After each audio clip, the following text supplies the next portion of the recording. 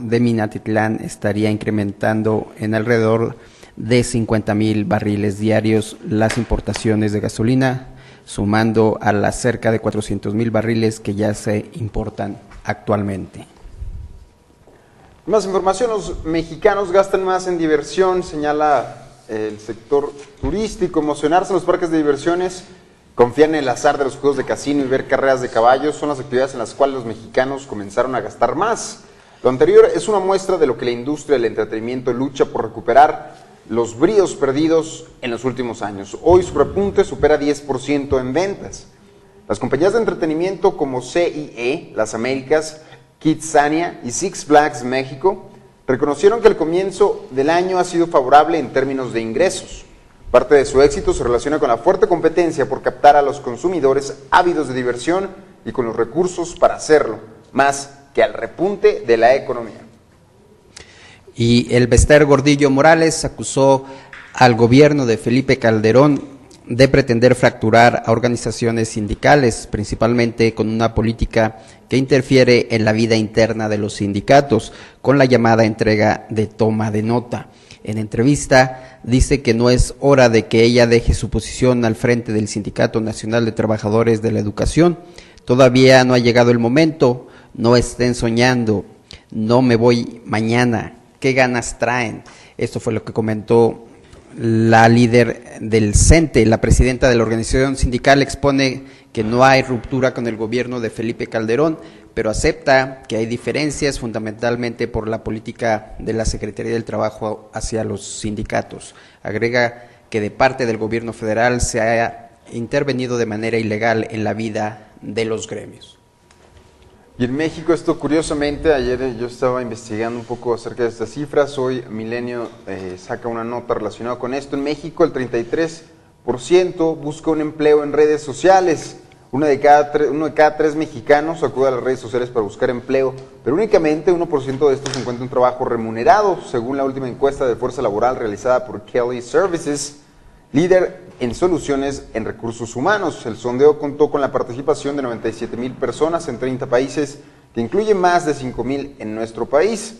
Los resultados precisan que 41% de los mexicanos encontraron su trabajo más reciente a través de un buscador de trabajo en línea. México es el país que más ocupa esta herramienta como la principal fuente de empleo, superando la recomendación de boca a boca o referencias, utilizado por el 26%. El contacto directo de los empleadores, 13%, publicidad impresa, 8%, reclutamiento de empresas de outsourcing en recursos humanos, que es el 6%, y otros métodos, 5%, y redes sociales, 1%. Dijo así Gómez Luengo, vicepresidente para Latinoamérica de Kelly Services. Y en el primer trimestre del año, Petróleos Mexicanos reportó un aumento superior al 163% en el robo de combustibles, debido a que se encontraron más de 360 tomas clandestinas, lo que también representó un incremento del 63% respecto al mismo periodo del año pasado. Con base en el informe de resultados al primer trimestre de este año, la paraestatal resaltó que el robo de combustible, principalmente gasolina de uso automotriz, ascendió a 773,000 barriles, lo cual representó un 81.3% más respecto al mismo periodo del año pasado, cuando la cifra se ubicó en los 144,000 barriles. Las entidades que registraron un mayor número de tomas clandestinas son el estado de Chihuahua con 21, el Estado de México con 26, Tamaulipas con 28, Veracruz con 43 y Sinaloa con 70. Así pues, se levantaron las denuncias correspondientes ante el Ministerio Público con el fin de proceder con las averiguaciones previas correspondientes.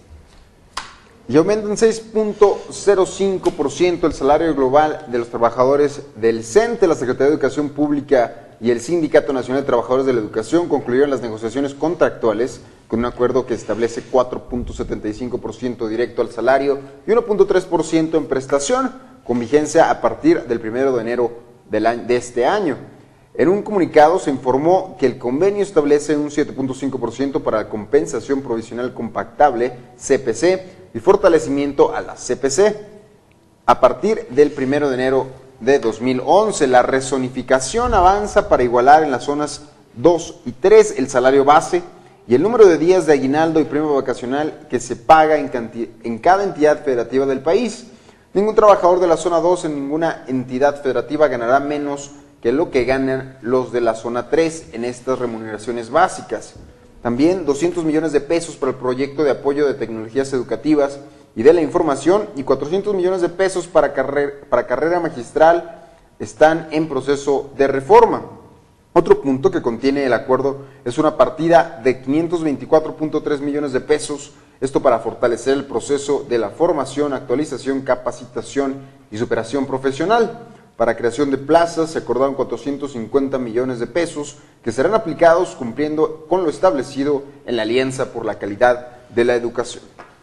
Y en información de carácter internacional, la Corte Penal Internacional emitirá en las próximas semanas 3 órdenes de arresto por crímenes contra la humanidad y violaciones de derechos humanos a funcionarios del régimen libio, entre los que podría estar incluido Muammar Gaddafi. El fiscal jefe de la Corte, el argentino Luis Moreno Ocampo, anunció al Consejo de Seguridad de la ONU que planea solicitar las órdenes debido a la represión de las protestas pacíficas en el país del norte de África. La evidencia recogida establece motivos razonables para creer que ataques amplios y sistemáticos contra la población civil han sido y siguen siendo cometidos en Libia, incluyendo el asesinato, la persecución, así como también crímenes contra la humanidad, indicó Moreno Ocampo en un comunicado. Déjame contar una noticia que da gusto leer. Hemos sabido que hay varias iniciativas de ley, incluso leyes ya redactadas y firmadas en Estados Unidos, en estados como Arizona y California, donde pues van en contra de la inmigración ilegal y de los indocumentados que se ataca directamente. Pues ahora Illinois aprobó una ley para darle acceso de educación superior a estos indocumentados.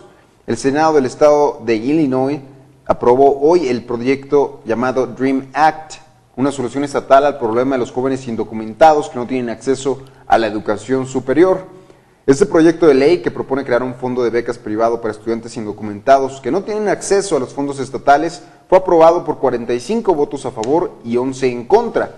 Este fondo no sería costeado por los contribuyentes, sino que será administrado por una comisión estatal de voluntarios, según lo informan, y esto es muy importante porque de esa manera anulan el argumento que los inmigrantes utilizan el dinero del Estado y de los que pagan impuestos para la educación y para otras cosas. Esto sería en un fondo de una comisión del Estado formada por voluntarios. El Dream Act de Illinois facilitará que los consejeros de secundarias y preparatorias y encargados de admisiones en las universidades y colegios sean informados de las oportunidades disponibles para jóvenes indocumentados y sepan cómo trabajar con esta población.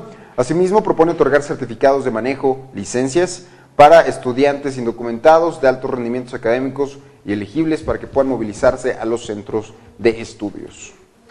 Bueno, y trabajadores regresaron el día de hoy al edificio de uno de los reactores dañados en la planta nuclear averiada en Japón, por primera vez desde que fue sacudida por una explosión días después, un terremoto y maremoto el 11 de marzo. La empresa Tokyo Electric Power, que opera la planta, dijo que los trabajadores estaban instalando 6 motores de ventilación el día de hoy en un intento de absorber la radiación dentro del edificio. La expectativa es que el trabajo se lleve a cabo en unos 4 o 5 días. La compañía de energía debe reducir el nivel de radioactividad dentro del reactor antes de poder proceder a la instalación de sistemas de enfriamiento que fueron dañados por el terremoto. Los trabajadores no habían podido entrar al edificio del reactor en planta de energía nuclear de Fukushima Daiichi, a unos 225 kilómetros al noreste de Tokio, desde los primeros días posteriores al maremoto. Explosiones de hidrógeno en 4 de los edificios del complejo con 6 reactores destruyeron los primeros días parte de los techos y paredes y esparcieron escombros radiactivos. Ahora más información internacional. El hombre que quería capturar a Bin Laden, este hombre de Colorado, pide parte de la recompensa. Él es un trabajador de la construcción quien viajó el año pasado a Pakistán con el objetivo de capturar a Osama Bin Laden y dijo el miércoles que aquella misión en solitario contribuyó a la muerte del líder terrorista. Gary Faulkner añadió que quiere una cuarta parte de la recompensa de $25 millones que el gobierno estadounidense había ofrecido por la captura de Bin Laden. Afirmó que usaría ese dinero para su fundación sin fines de lucro. Faulkner fue hallado el año pasado en los bosques del norte de Pakistán. Portaba una pistola y un sable y unas gafas de visión nocturna. Este residente del estado de Colorado considera que sus actos incidieron en que Osama Bin Laden abandonara las montañas donde supuestamente estaba escondido. Y en más información, el secretario de Relaciones Exteriores de Pakistán, Salman Bashir, dijo el día de hoy que cualquier nación que vuelva a intentar realizar un operativo en su territorio podría afrontar acciones del ejército de su país. Sentimos que este tipo de desventura o error de cálculo podría resultar en una catástrofe terrible, dijo Bashir. No debe haber duda de que Pakistán tiene la capacidad adecuada para asegurar su defensa. El funcionario habló 3 días después de que un operativo de fuerzas especiales estadounidenses desarrollaran sin el consentimiento de los oficiales pakistaníes dio muerte al líder de Al-Qaeda, Osama Bin Laden, en un complejo en Abbottabad. Bueno, con esto llegamos al final de nuestra información. Le agradecemos el favor de su atención. Lo esperamos por la tarde con Daniel Hernández en la segunda edición de Ciudad 2.0.